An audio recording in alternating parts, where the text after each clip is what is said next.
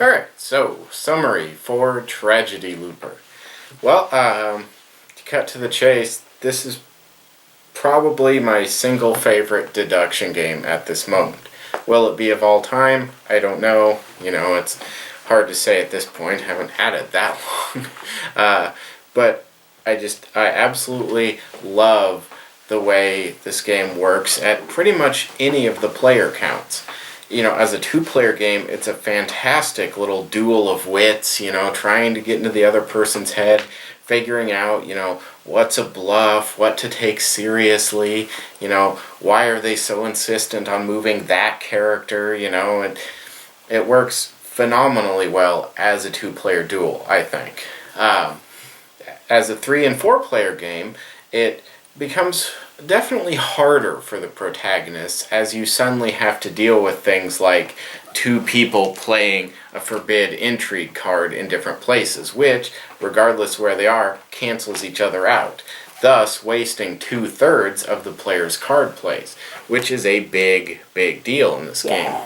Or, if table talk rules permit, you can discuss it and let the mastermind overhear everything you're saying and sit there and go, okay, they're thinking this, so I should probably do this. And, it gives you some great, intense, very tough decisions. Do I say, hey, look, no one else forbid intrigue this turn, please, please, please? Or do I just, keep it under my hat and just hope no one else does it? And it works fantastically well. Also, you've got a near infinite amount of replayability with how easy it is to make your own little custom scripts. It's so you can very easily ignore the ones in the book and just do your own if you want to. And that lets you play with what you've got here for a good long time. Though, as of the time of filming this, there's an expansion. I think it just came out or is coming out or some such, but, that has a whole ton more, already prepackaged if you're not really interested in making your own. So there's more than enough available to keep you with scripts to play for a good long period. I absolutely adore the art style. Oh my goodness, this anime style art, but tasteful anime style art. Just wonderful, wonderful, wonderful aesthetic to it. Everything is, even the hospital just has kind of a gloominess to it, like it's just waiting for tragedy to happen. Let me get all the cards up here. Let me show you a good view of the tiles here. They look wonderful, and they're this nice linen finish, that feels good, looks good, and it's just a joy to play on. Obviously you can probably see mine warped very slightly, but not much at all, and I'm sure I could easily fix it, if I had the time or energy to put into it, which I don't.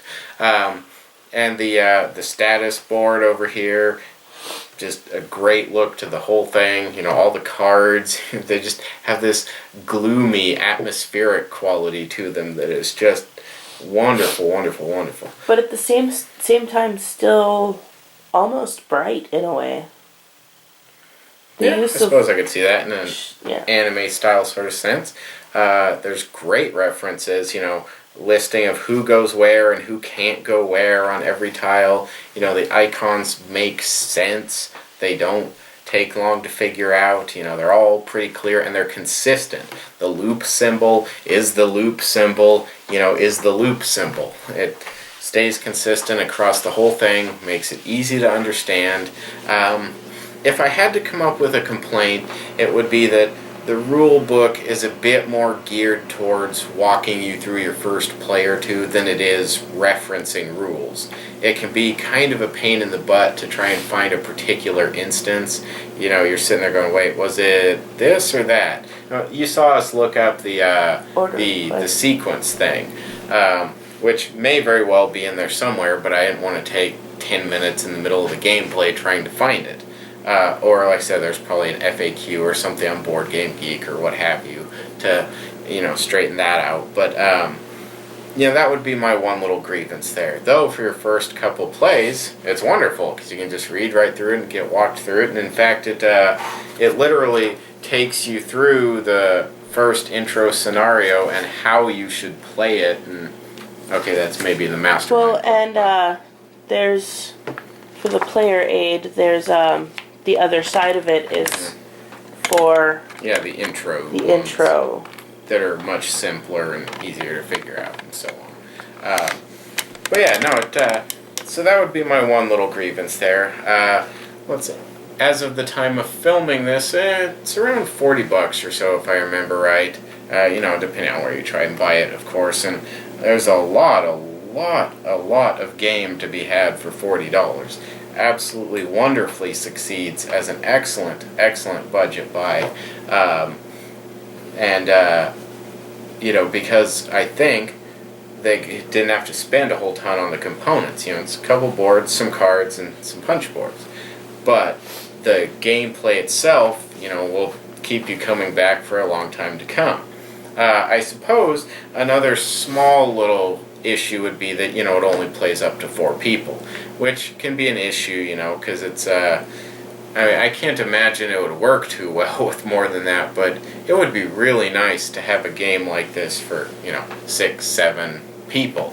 Maybe, I don't know how you'd make it work. I'm not a game designer. I just critique creative people. So, but at any rate, that's probably enough jib-jabbing, I suppose.